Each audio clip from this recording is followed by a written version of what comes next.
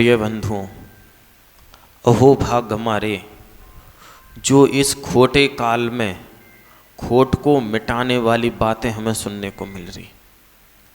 और आचार्य भगवान पूज्यपाद स्वामी महाराज इष्टोपदेश ग्रंथ की गाथा नंबर 22 में कहते हैं कि तुम्हें अपनी आत्मा में उतरना है, लेकिन जब तक आप अपने बाह्य विकल्पों को दूर नहीं करोगे आप अपनी आत्मा में उतर नहीं पाओगे।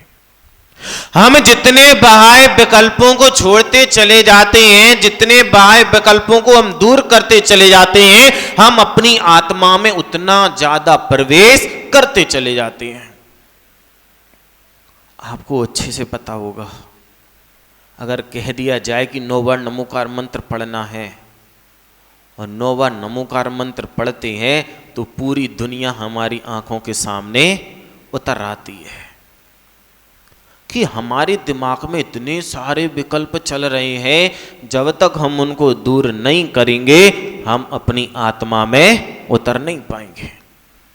और ध्यान के पहले ऐसा ही होता है कि हमें ध्यान में उतरना है तो सारे विकल्पों को दूर करना पड़ेगा। पर्व कौन सा आ रहा? कौन सा पर्व आ रहा? वात्सल पर्व। कौन सा? वात्सल पर्व। अब ये देखो, वात्सल पर्व मनाना है, सबको मनाना है। और त्योहार ऐसे होते हैं कि हम सारे लोग नहीं मनाते हैं, लेकिन कुछ त्योहार ऐसे हैं कि हम सब मनाते हैं और सबके सब मिलकर मनाते हैं। अब जिंदगी है, कुछ ना उतार चढ़ाव तो चलते रहते हैं। हमारे दिल में क्या चल रहा हमें नहीं पता रहता, लेकिन कोई त्योहार आता है तो पूरा दिल का जो अंदर का मैल है सारा हमारी आंखों के रास्ते बाहर उतर आता और हम ये देखने लगते हैं कि सामने वाले ने हमारे साथ क्या किया था, सामने वाले ने हमारे साथ कितना अच्छा किया था, कितना बुरा किया था, सारा का सारा त्योहार के समय बाहर आता है। जहां जब दिलों को मिलना चाहिए था उन दिलों के बीच में एक दीवार खड़ी हो जाती है। और वात्सल पर्व तो यही कहता है कि गलतियां किससे होती हैं? किससे होती हैं? किससे? संजय भाई, गलतियां किससे होती? इंसान से। इंसानी से गलतियां होंगी, भगवान कभी गलती नहीं करता। जब गलतियां इंसानी से होनी है तो क्षमा अगर इंसान नहीं मांगेगा तो कौन मांगेगा?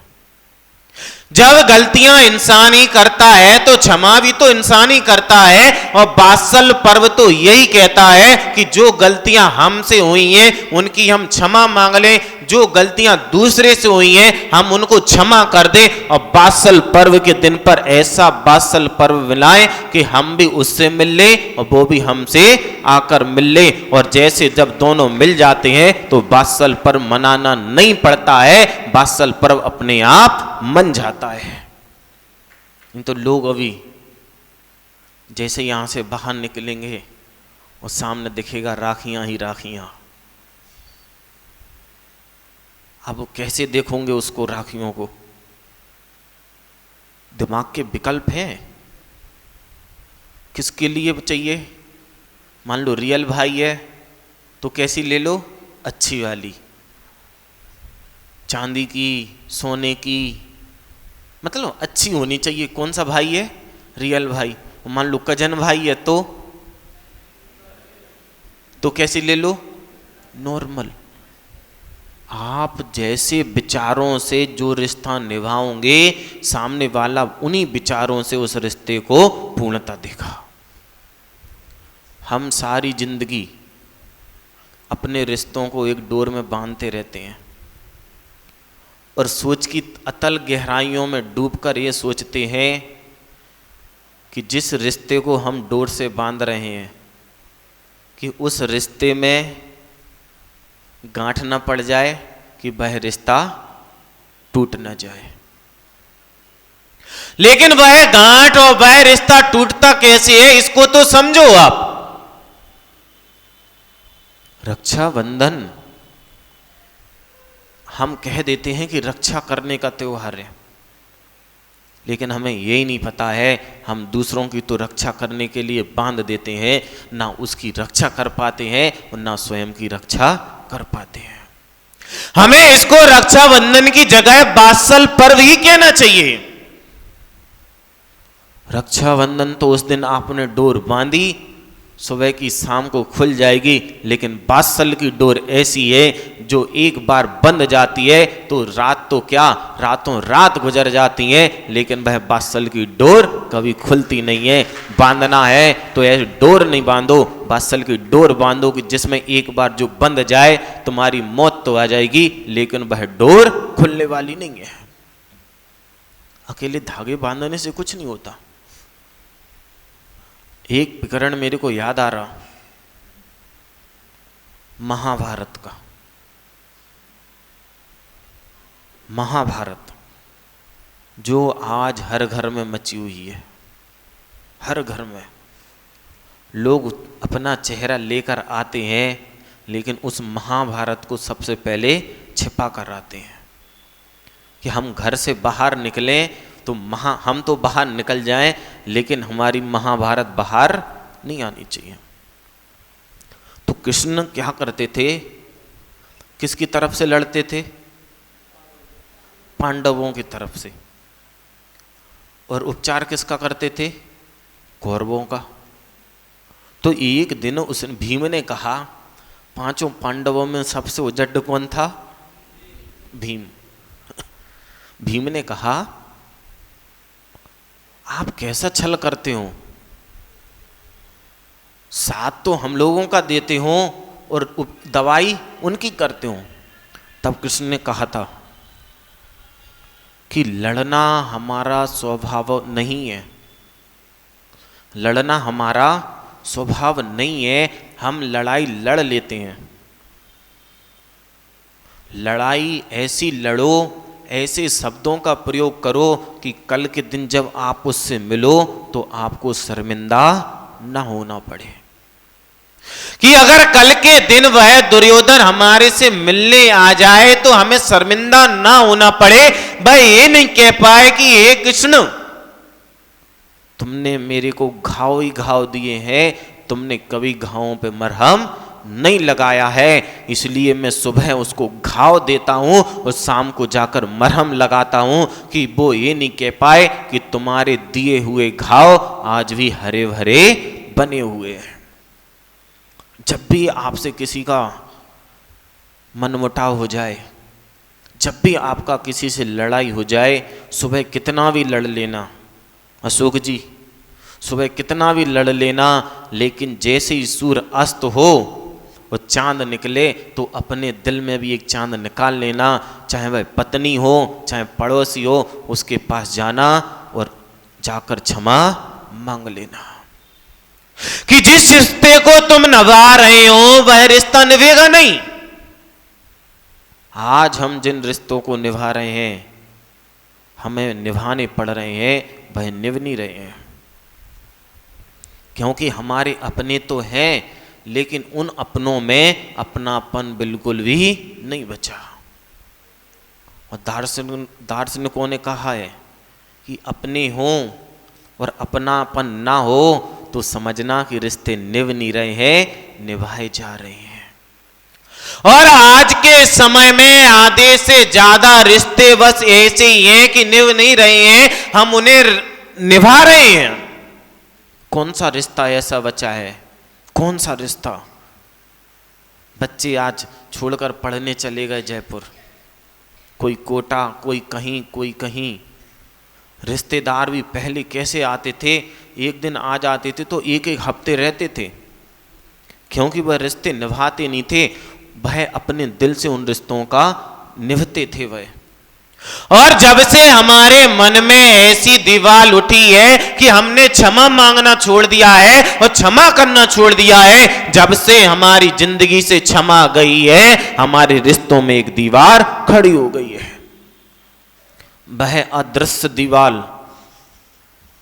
कि जो रहती तो है लेकिन हमें दिखलाई नहीं पड़ती है। अगर वह दिखलाई भी देनी पड़ जाए तो हम सोच लें कि अरे सामने दीवाल है, इसको तोड़कर गिराना है। लेकिन वह ऐसी दीवाल है कि वह दिखती भी नहीं है। और जो पर्व आते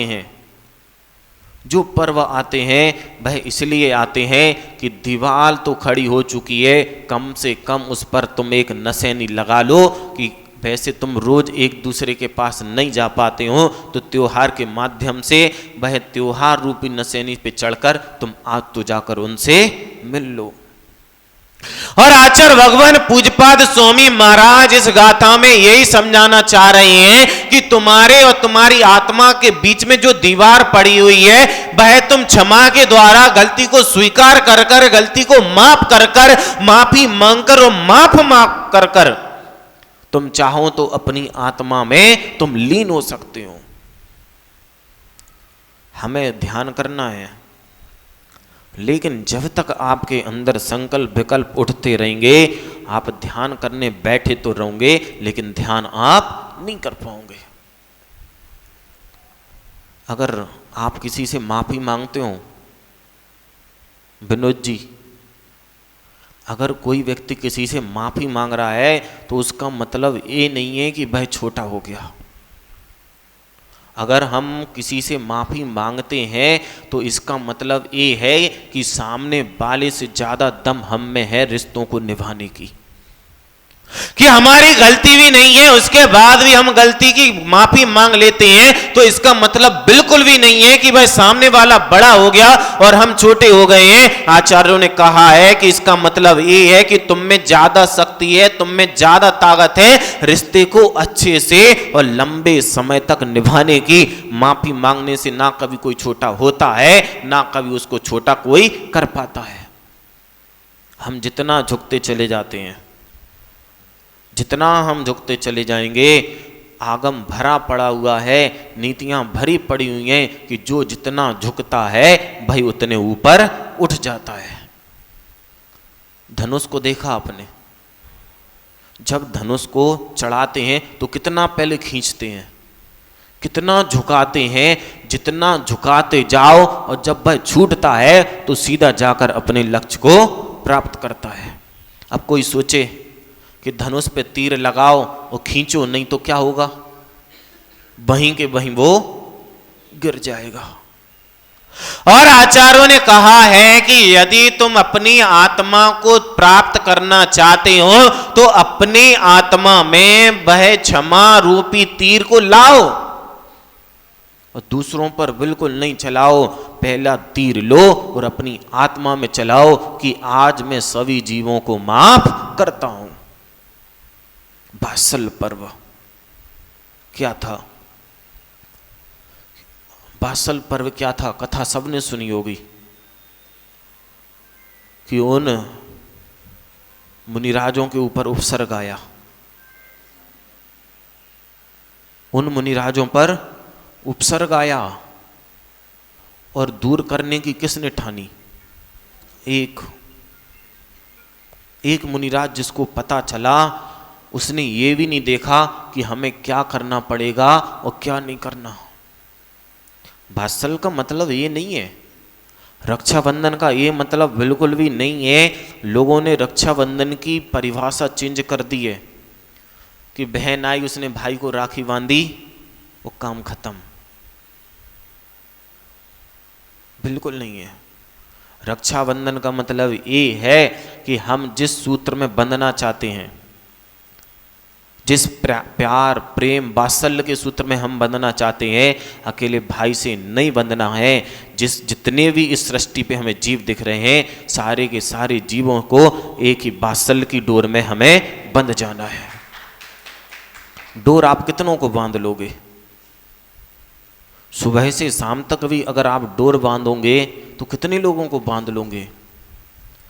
आप सुबह से लेकर शाम तक कितने लोगों को उस डोर बांध सकते हो? कितने लोगों को डोर बांधोगे?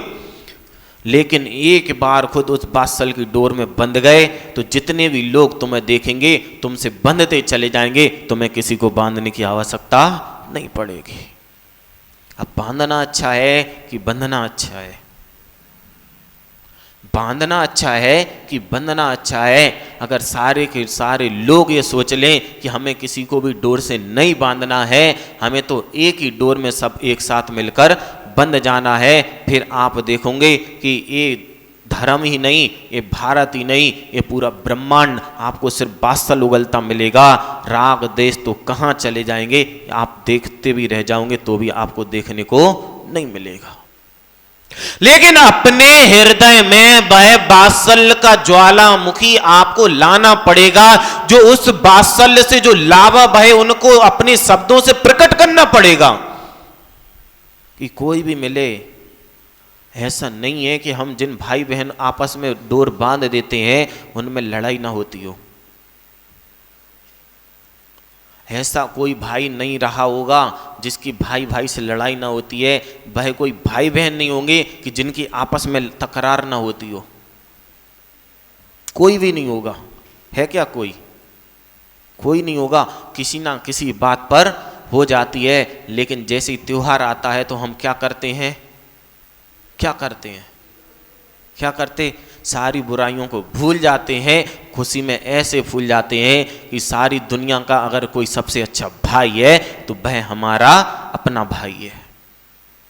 अब हम एक दिन ऐसा सोचते हैं, जब हम एक दिन सोचकर इतने खुश हो जाते हैं, अगर हम रोज ही ऐसा सोचने लग जाएं तो कितनी खुशी हमें मिलेगी, हम सोच भी नहीं सकते। फिर खुशियां हमें नहीं ढूंढेंगी, खुशियां हमारा पता पूछकर हमारे पास अपने आप आ जाएंगी। लेकिन अपने हृदय में वह ज्वालामुखी, वह ईर्ष्या का ज्वालामुखी, उस पर पानी डालना पड़ेगा। उस प्रेम का वात्सल्य का लावा अपने हृदय में तुम्हें लाना पड़ेगा। और जब इतना मोहब्बत तुम अपने हृदय में पैदा करोगे, उसी के बाद तुम अपनी आत्मा में उतर सकते हो। वरना आत्मा में जैसी तुम लीन होना चाहोगे, सारा का सारी पृथ्वी तुम्हारे सामने घूमती मिल जाएगी। तुम देखते रह जाते हो। लोग आते हैं, महाराज जी आप माला फेरने की क्या देते हो, ध्यान करने की क्या देते हो? परसों एक व्यक्ति आया मेरे पास, मैंने उससे कहा प्रदीप जी सिर्फ 5 मिनट तुम्हें अपनी आत्मा का ध्यान करना। बोला महाराज जी 5 मिनट करते करते प्रवीण भाई 5 मिनट करते करते मेरे को 15 बार हो गया।